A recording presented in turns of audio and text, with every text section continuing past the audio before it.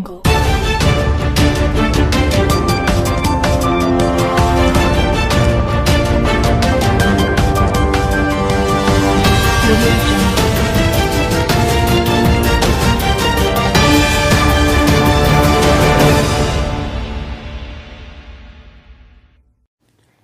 To TJ9 news. Kanekal మండలం అనకనాల్ గ్రామంలో శ్రీరాముడి రథాన్ని తగులబెట్టిన కేసులో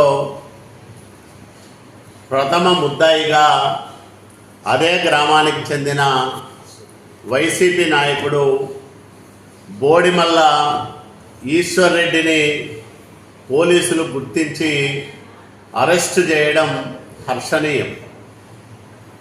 ఒకరోజు వ్యవధిలోనే కేసులో ముద్దాయిని పట్టుకున్న పోలీసులను మనస్ఫూర్తిగా అభినందిస్తూ ఉన్నాం.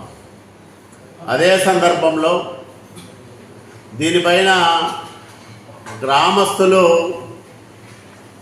అనేక అనుమానాలు వ్యక్తం చేస్తూ ఉన్నారు.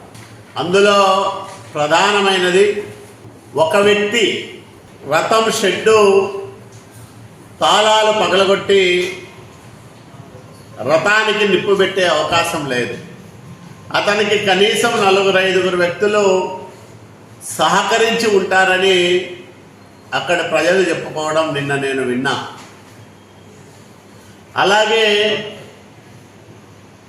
కేసు దర్యాప్తులో భాగంగా అనంతపురం నుంచి వచ్చిన పోలీసుల్లో అత్యంత వివాదాస్పదమైన వైసీపీ సానుభూతిపరుడు హెడ్ కానిస్టేబుల్ రఘునాథ్ రెడ్డి ఉన్నాడని గ్రామస్తులు చెప్పారు. సదరు రఘునాథ్ రెడ్డి కనేకల్లు పోలీస్ స్టేషన్లో విధులు నిర్వహించినంత కాలం వైసీపీ పార్టీకి కొబ్బుగాయడం, వైసీపీ నాయకులు చెప్పినట్లు తెలుగుదేశం పార్టీ నాయకులపైన అనేక తప్పుడు కేసులు పెట్టడం చేశాడు. అనకనహాల గ్రామానికి సంబంధం లేని వ్యక్తి అనంతపురం నుంచి ఎందుకు ఆ గ్రామానికి వచ్చాడో, ఎవరు ఆ రఘునాథ్ రెడ్డిని ఈ కేసులో భాగంగా తీసుకొచ్చారో దీనిపైన కూడా దర్యాప్తు చేయాల్సిన అవసరం ఉంది. ఎందుకంటే సదరు రఘునాథ్ రెడ్డి ఈ కేసులో ముద్దాయిగా ఇప్పటివరకు గుర్తించిన ఈశ్వర్ రెడ్డికి బంధువు కూడా. అంటే తన బంధువులను కాపాడడానికి వచ్చాడా, లేదా మిగతా వాళ్ళందరినీ కాపాడి ఇతన్ని మాత్రమే నువ్వు ఒకడే ఒప్పుకో, ఈ కేసులో నేను ఒకటినే చేసినానని ఒప్పుకో అని చెప్పడానికి వచ్చాడా? దీనిపైన సమగ్రమైన దర్యాప్తు జరగాల్సిన అవసరం ఉంది. మంగళవారం ఉదయం నుంచి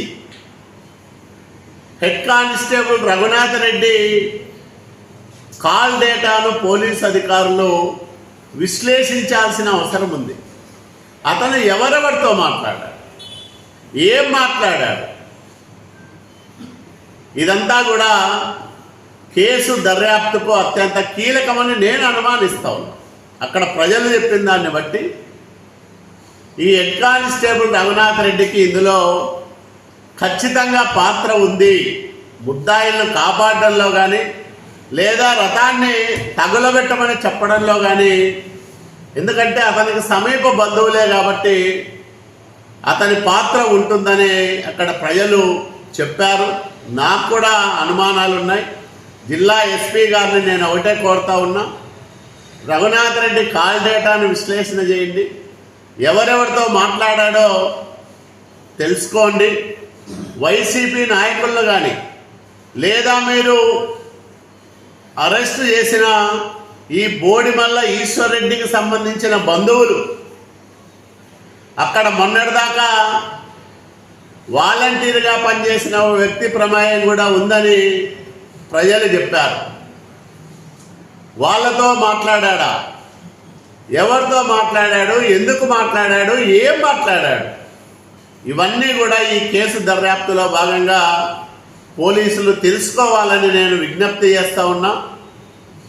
ఇతను ఒకడే ఈ పని చేసి ఉండడు కాబట్టి రాముడి రథం దహనం కేసులో ఎవరి పాత్ర ఉన్నా నిష్పక్షపాతంగా దర్యాప్తు చేసి అందరికీ కఠిన దండన పడే విధంగా చర్యలు తీసుకోవాలని నేను ఈ జిల్లా ఎస్పీ గారికి విజ్ఞప్తి చేస్తూ ఉన్నా.